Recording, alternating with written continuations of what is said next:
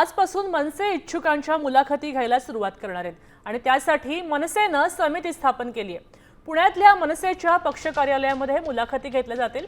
इच्छुकांच्या मुलाखतीनंतर समिती मुलाखतीचा सगळा अहवाल राज ठाकरे यांना पाठवणार आहे।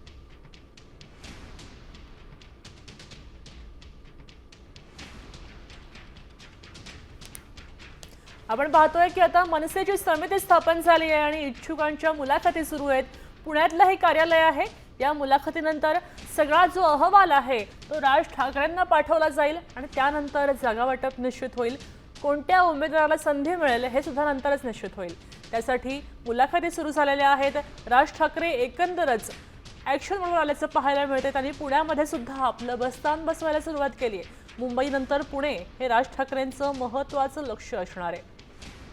पुणे शहर मध्यवर्ती कार्यालयामध्ये या मुलाखती सुरू आहेत। या ठिकाणी उमेदवारांची गर्दी पाहायला मिळते।